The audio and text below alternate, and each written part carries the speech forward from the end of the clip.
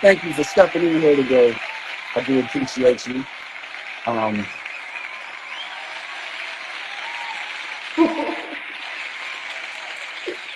okay. I do appreciate you stepping in today. This is definitely something I'm looking forward to today. I'm excited. I'm excited to talk to you, get a chance to learn a little bit about you, and just figure out, your vision. How did it all started, and what's to come. All right. Mhm. So before I begin, right, like first and foremost, on a scale of 1 to 10, 10 being the best, one being the worst, what is your energy today? My energy, I say it's on like an 8.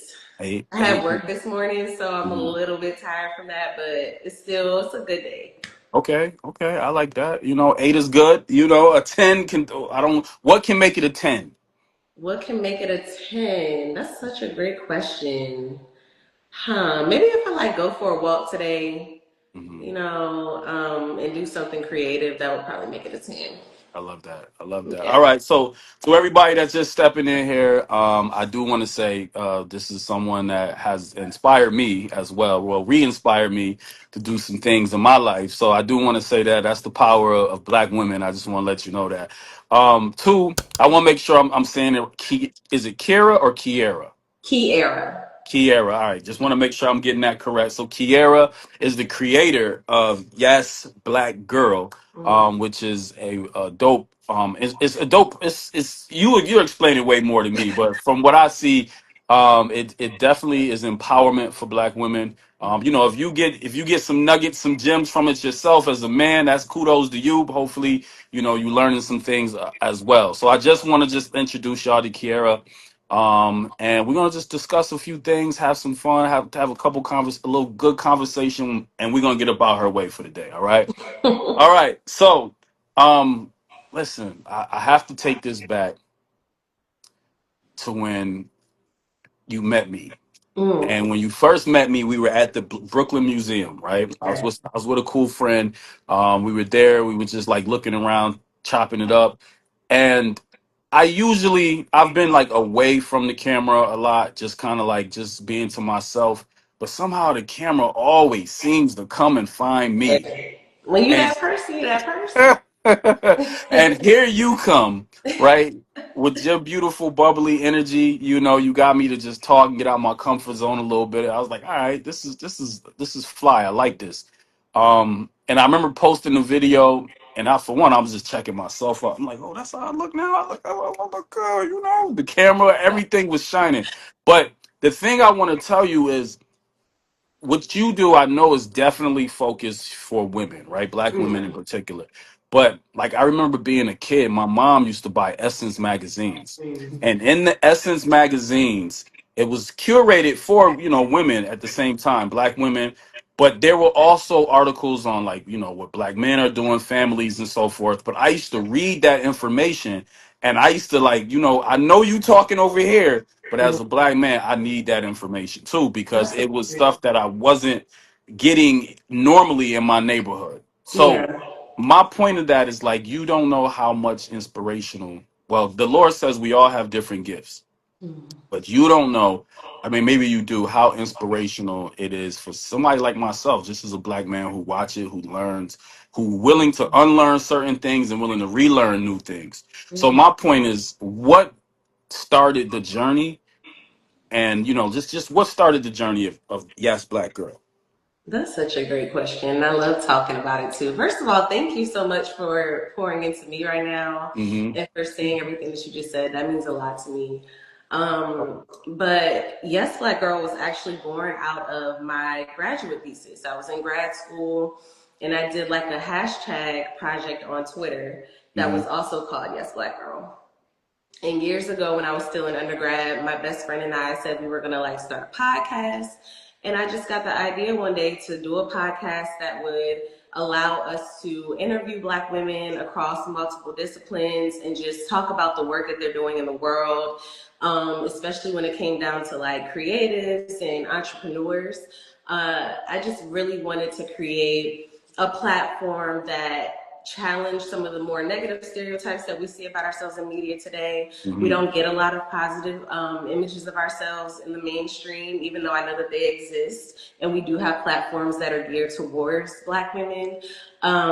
But I did want it to be like a more inclusive space and for everyone to be able to see themselves in it and to create something and create content that's for women like me who are in my age group as well as beyond. It's for all ages, but specifically for women that are my age because growing up we had Oprah, we had all these different talk shows, you know, Facts. The View. And we really don't have anything that's like that for us right now. We do have a lot of different podcasts, which is incredible. Like a lot of Black women are doing great work in media right now. Hmm. But initially, that was where the idea was born. And we started off doing Instagram back when Instagram had Instagram TV, IGTV. We started out on there, and then we branched out to streaming platforms and doing YouTube. And now it's more of like a social media platform. I like to call it a digital space. And we're doing all different types of content now. And I really wanted to continue to grow and to, you brought up Essence. I look at Essence as inspo. Yes, that's huge goals and that's like way down the line, but I wanted to build out into something that is like a go-to platform for Black women to see themselves in for sure. I love it. I love it. And you explained that so beautifully. And it re-inspires me again. Once again, I'm inspired just to hear about this community that you're creating, and just wanting to see more positive images of Black women, right? And I honestly, I'm not gonna lie, it's you the way Black women support each other. You know, the world gets jealous. You know what I mean? We get a little jealous. We get a little envious. We be sitting here like, nobody's come on guys, let's go do our own thing, right? Like we get a little we get a little jealous in our world, but we see it and we love it because when you come healed, when you come into a space loving yourself and vibrating that good energy, it's infectious. And then we take it, we see it, and we like, if we're not haters, right, we take it and we love it and we bring it into our own spiritual space. But you remind me of something. I had one chance in college. I had a chance to talk to, like, I didn't have a chance to. I had a chance to be a part of a conversation where Mm, Issa Rae was in the crowd, and she mm, was discussing her journey um, with starting up the show that she had as well. And mm, she was just talking about how she was able to, at first it was just like she started it, she put it on YouTube, and she didn't think it was going to be as big as it was, but it came out to be the big show that she has today. And it's very inspirational to hear about that. um what do you think is next for Yes Black Girl, right? Like, what's the next where do you see, because you mentioned you would like to get to the essence field, where do you mm. see it evolving to next? That's such a good question. I definitely want the podcast itself to be more elevated so that it reaches more people. Um, but beyond the podcast and beyond social media, I really want us to do work within college spaces, specifically Mhm. HBCUs, because the myself and my co-host Rhea, we both went to Bowie State University. Shout out to BSU. Maryland in And the house. I just remember being there and not having as many resources as I would have liked to prepare myself for, going into my career. And I think that it would be great to have some sort of summit that would be for that. Also, maybe building it out into a festival. Another thing that we do on Yes Black Girl is highlight independent artists. I would love to give a platform to independent artists and have people come to see them, showcase their talents, and of course, supporting Black women owned businesses and just having a space for all of them to be there. People who are up and coming, not always looking to people who are already so established because a lot of times they already have the platform, That's but right. being able to give a platform to people who are trying to build themselves more. And then beyond that, I don't know. I'm always coming up with new ideas and dreaming and writing my things down. It takes time to build up to all of those things, so I'm just taking it one step at a time. But I do hope that, eventually we are in those spaces as well. That's great. That's good to hear. So it's listen, if there's no vision, the people perish, right? So you have a vision, and the people are going to definitely support you. So I Mhm. definitely see that expanding to do bigger and better things. Um, So you have a background within the digital and creative, right? Creative background productions. What was one project in your past that has pretty much challenged you and helped you grow? Mm, that's such a good question. Oh my God, have you stumped me? I don't know if I have an answer for that one off the top of I'm not trying to stump you. my head. Okay, I'll go back to when I was in grad school, I worked on a podcast called Ye Gay Aunties. And that Mm, was probably like my first real podcast job. I was their engineer. I started off as an intern and I became their sound engineer. I also did some social media work for them. mm, And that was a challenge because I had to produce our show, live every single weekend. We did the whole time we did things live. We had musicians come on and perform sometimes, and I'm trying to just like manage the entire show. But it was really, really, really fun for me being able to produce a live show and then go into, editing it, doing all the post work as well. It was very, very tedious, but it was so much fun and it taught me a lot and it really prepared me for what I'm doing right now. So it's like, even if I don't always have the help that I need or I have a whole team to help me to produce Yes Black Girl, I know that I have the skills to do it on my own. mm. At any point, I can edit something really quickly. I can, produce something live using a software, streaming software. So it challenged me a lot, but it also prepared me.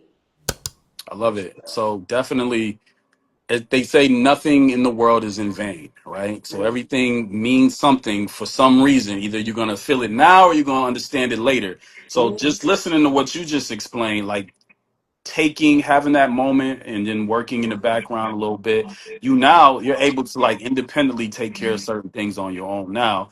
But also you mentioned something that a lot of people need to hear. You said you have a team as well.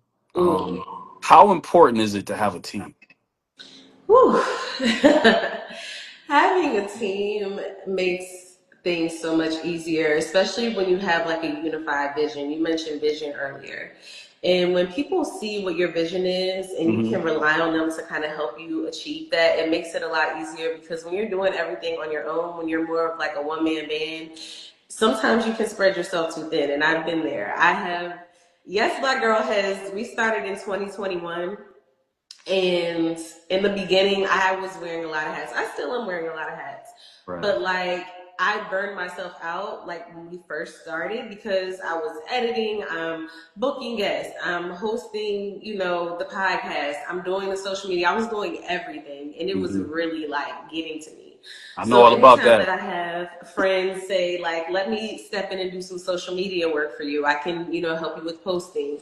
I had another friend who was helping me edit the podcast not too long ago. One of my best friends helps me to film, especially I think you met him when we did the interview Yep. at the Brooklyn Museum. Hmm. So I always have people, just to help me out. I hope that someday soon I have a full team so that we can really streamline this process and we can put a lot more content out more consistently. But it does make things a lot easier for sure. That's great to hear. I love that. And people need to hear that. Sometimes people want to, I got it. I do everything on my own. Like you said, you're gonna stress yourself out. It's Yeah. gonna be very strenuous. You're gonna be trying to do so much stuff, and the ability to get out more content working with the team is monumental, right? Yeah. So, and then you relieve a lot of stress on your own self. Like, I mean, I That's know that true. was something you pointed out, but I'm just thinking about it. Like, yes, you really. They always say this though. I learned this one time. Don't hire anybody you want to work for. Don't hire Mm-hmm. anybody you want to work for. And I live with that. So now 100.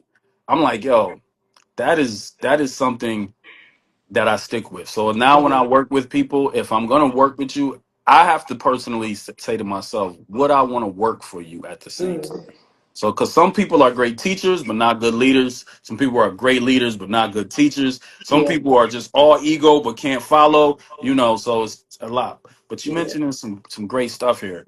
Um, so working behind the camera and also just navigating, pretty much, in front of the camera, those two worlds. Um, do you feel more grounded in one now more than the other? Hmm. I will say for a very, very long time, I tried to kind of cement myself into the background. Hmm. And growing up, I did a lot more like personality type work. Like in high school, we had a radio station, and I, was a part, really like a big part of that radio station. All of us had a job. We all went on air every single week. So I knew that I had the ability to use my personality in that way and to use Hmm. my voice. But when I got to college, I was like, people make a lot of money doing like producing work and being in the background and editing. So I tried to convince myself that that's what I should be doing.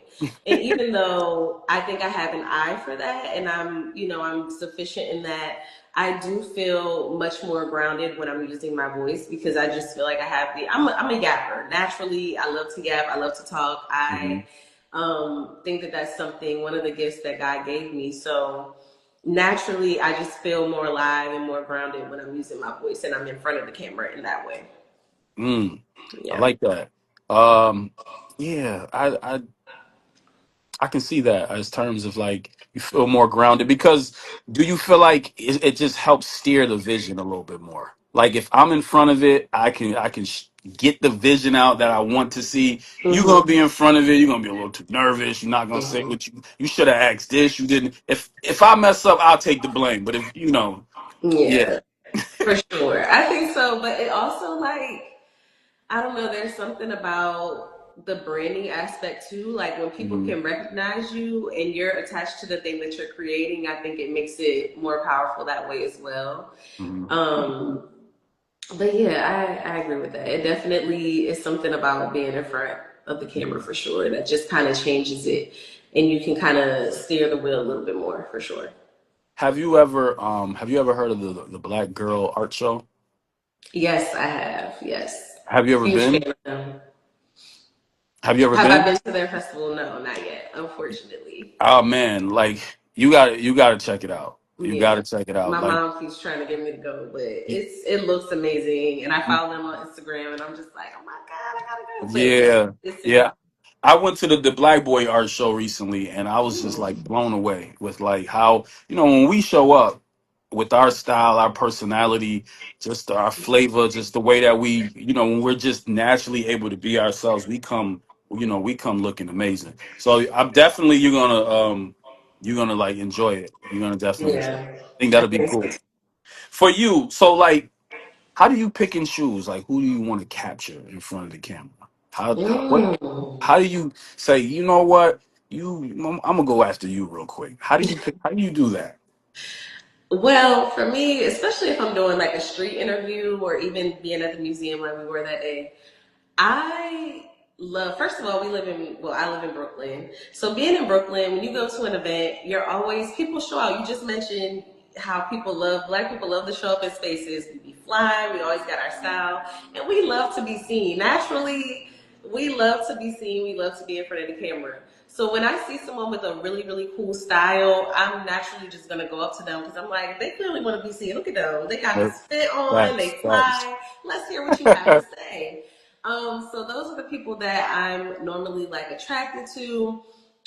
If I'm doing like a street interview, it's a little more random, but usually you can just kind of feel people's energy out. Like if I see you interacting with someone else, or if you just have like a certain smile or vibe to you, I'm just gonna go up to you. And in terms of me, like interviewing people one on one, whether I'm doing the podcast or I'm doing like more of a smaller series like I've done in the past. I just go after people who are really cool and creative and are using their talent, their voice, or creating a business that I think is super impactful for the community. Someone that I think other people should, be Yeah. aware of and want to know. If you pique my interest, then I know that you're going to pick someone else's and you may help Hey, someone or inspire someone. So that's usually how I go about it, especially if I'm on a mission. Like if I have something specific I'm talking about, like for example, when I interviewed you, that was a Black History Month theme. I'm looking for my people. I'm looking for my people to say something real and to give me nice full answers. So yeah. Yo, I was so nervous, but I was like, you know what? I was just ready. Like you said, we always ready for the camera. I was just ready, but I was just caught off guard for a second. But I was like, no, this is my moment. I like this, and whenever I get a chance to talk, Because like you said, I'm a yapper as well. I can talk all Hmm. day. I don't mind. You know, sometimes I talk to my own detriment, and then sometimes I talk and I'm like very inspirational and helping people. So Hmm. it's just depends on like what side of the coin you're on that day with me. But Right. my before we get into, we're gonna get into some mental health questions, a couple. Mm. Um, you've been doing this for a while. Is there one particular interview that you had that stuck out to you and like just mentally just still been in your mind long after it was over with? Yes. I actually have a couple that are like that. One, which I think is probably our biggest interview that we did, was with this creator. She's like a fitness creator. Her name is Krista Janine. Mm-hmm. And she is like a plus size fitness creator, but she's incredible. And she gave us so many gems that day. Mm-hmm. And she spoke about juggling multiple jobs. Like she has like her full-time job, but then she's also a creator. She's doing fitness content. She's also a single mom. Oh, So nice. she's talking about all of those different things. And it was definitely inspiring for me, someone who's, a young black woman who, is working towards those things as well. It definitely it left a mark on me for sure. And then another interview that we interviewed this actress, and watch me forget her name. She's one of my favorites too. She's like up and coming, but she's done some like major projects as well. Oh my god, I don't know why I can't think of her name right now. I mean, Anyways, you got a lot, she so it'll come back to you. she is incredible. And I remember I first saw her on like this web series on, I don't know if you remember Black and Sexy TV. They used to produce like black web series for a very long time. She was on two of those actually. And that's where I first saw her. And then I started seeing her build, and she was making TV appearances and doing films. And I'm just like, oh my gosh, she's incredible. And I definitely see her winning like an Oscar someday if she could, Wow. keeps going on the track. Yeah, she's awesome. And when I got to talk to her and just kind of get into her mind a little bit and ask her the questions that I would want to ask, as someone who's also aspiring to act and, is kind of doing it in that traditional sense, we got a lot of gems from her as well. And Mm. that is something I actually go back to sometimes. Sometimes when I just need someone to remind me that even though we're up against this machine and we live in this social media world, we don't have to always go along with what's happening and what's popular. We can kind of still do some traditional things to get where we want to go as That's well, and it's that's all that's about your right. connections and That's everything. right. I love that. I love that. And I'm glad that the people you interview, they give you inspiration at the same time, and you're able to recall a lot of that information, and it's a lot of good content in there, right? Yeah, for sure. So kudos to those people that even they always say the people. I posted this today. The people that you interview are the clients that believed in your vision.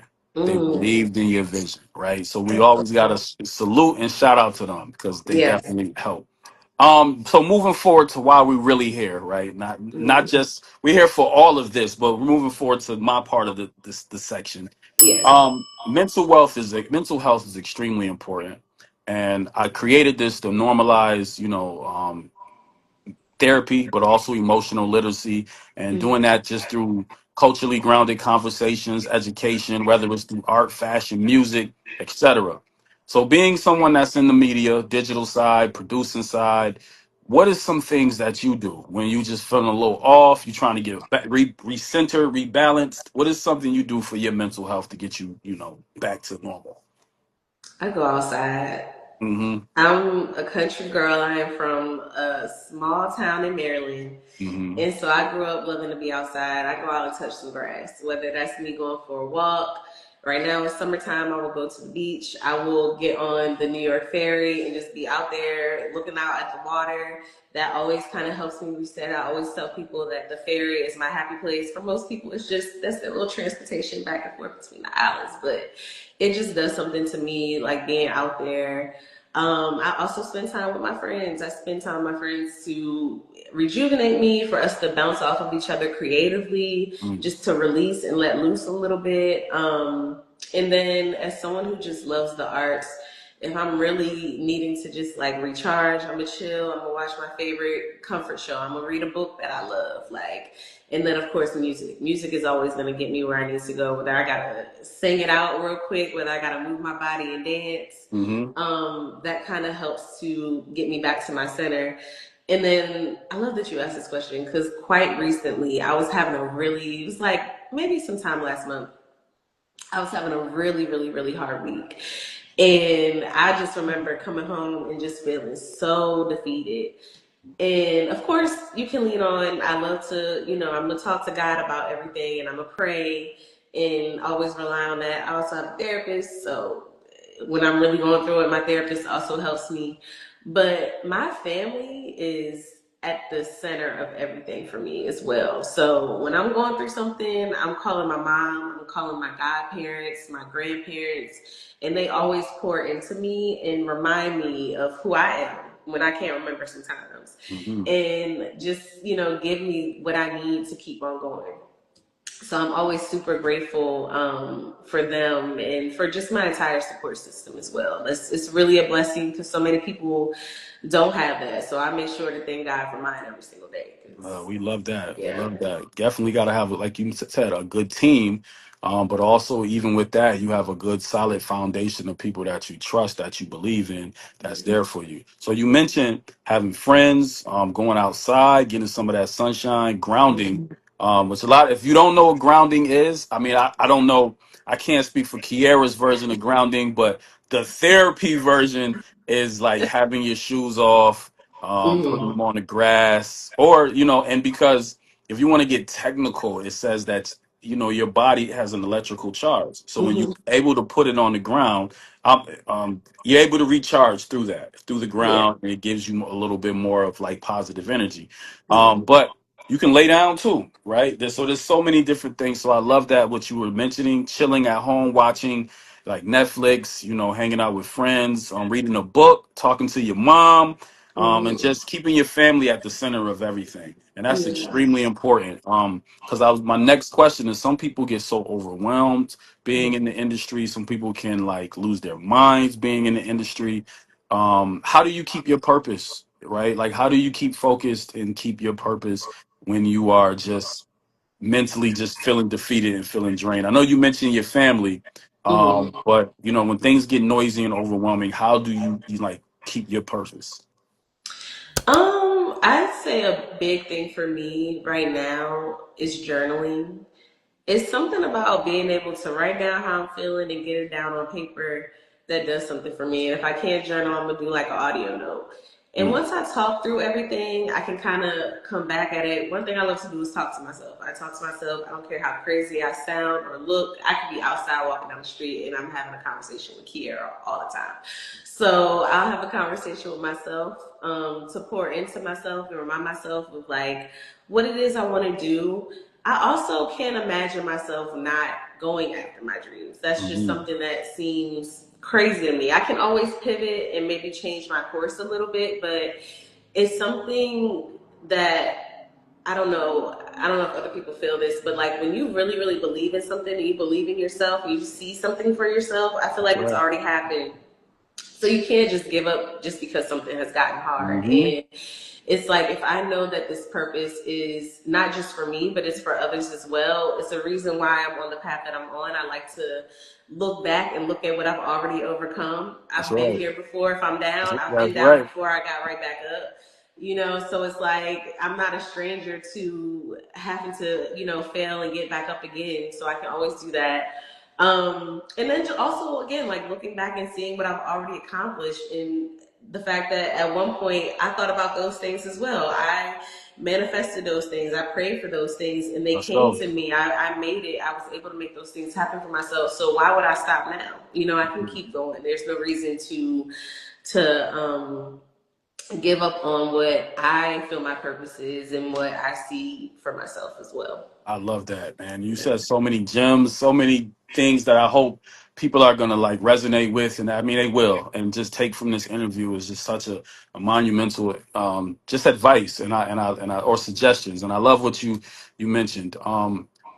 So with that being said, because I know we're running short on time here, I got to ask this final question because I want to maybe two final questions. Um,